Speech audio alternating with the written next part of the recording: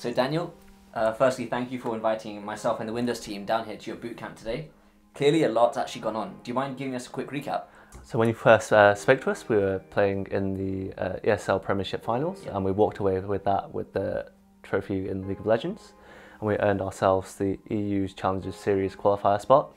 And to sort of prepare for that, the competition, we got this gaming house so that we can compete to our best ability.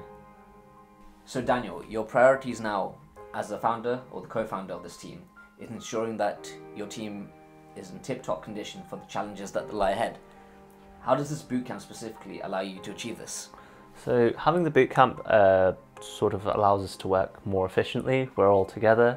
We can communicate pretty much in face-to-face, and as people know, like, majority of communication is to do with body language, so nothing ever gets lost in translation. Being in the house, we get to do things that what we couldn't do. I can make sure that the players are looked after, properly fed, and they're properly equipped to do what they're here to do. When we last spoke to you, we learned quite a bit about your humble origins. Yeah. So what does it actually mean for you to be personally here at this point now? So to have a gaming house in the UK scene right now is quite a big milestone, because we're the first sort of organisation to have one in pretty much a decade. And given our origins, it's quite significant, because given what little resources we had, we've sort of persevered and worked our way to this position now.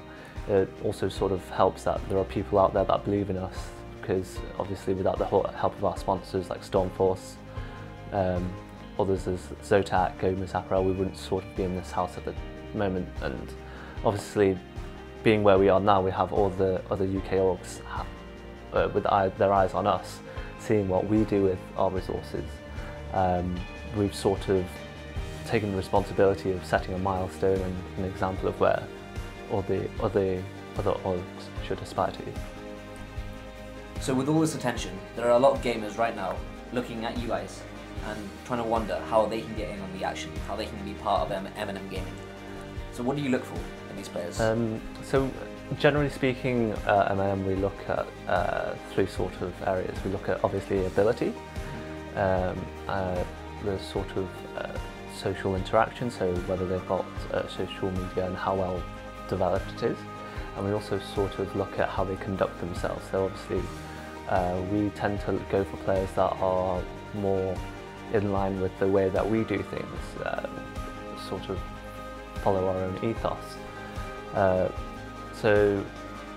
But one of the main things that I would probably emphasise in the UK right now is that organisations need to work with players that are open to developing their social media and interacting with the fans, because it is, as I said last time, it's the fans that are supporting the scene. And likewise, the players should be also developing those sort of skills. If you're sort of looked up to even as a sort of normal celebrity, you have to be developing your social media and how you interact with your fans.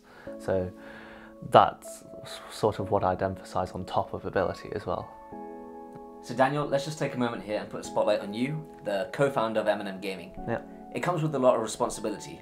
What does that responsibility look like, and how do you actually deal with it? So basically, I was raised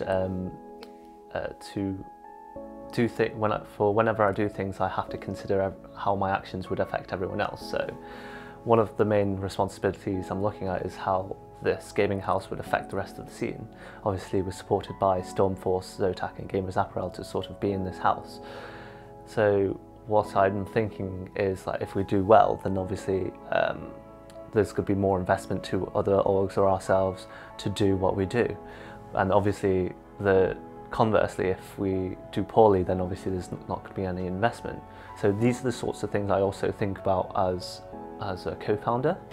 But if you're sort of referring to the responsibilities to the org, then I've got to also consider brand development, business development, also all sorts of the fundamentals of running a business. And as you can imagine, there's quite a lot that are required from a system. I'm obviously very picky with what I need to use, and I find that Windows 10 is sort of a perfect versatile platform to suit my needs.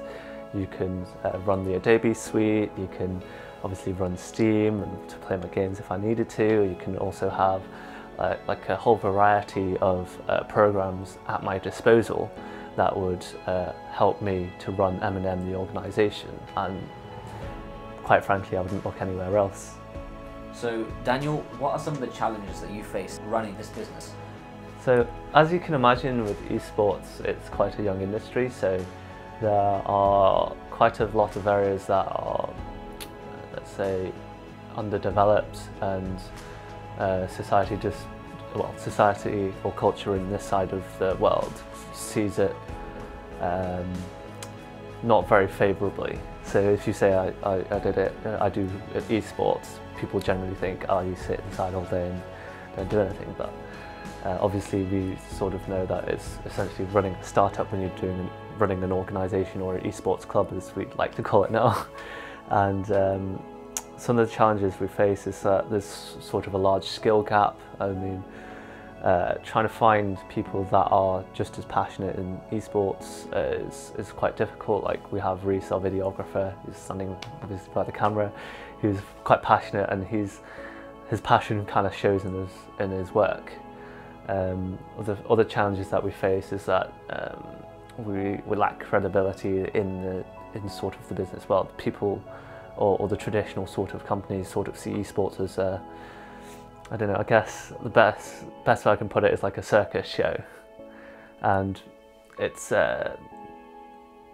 basically puts a prejudice on us as an organisation.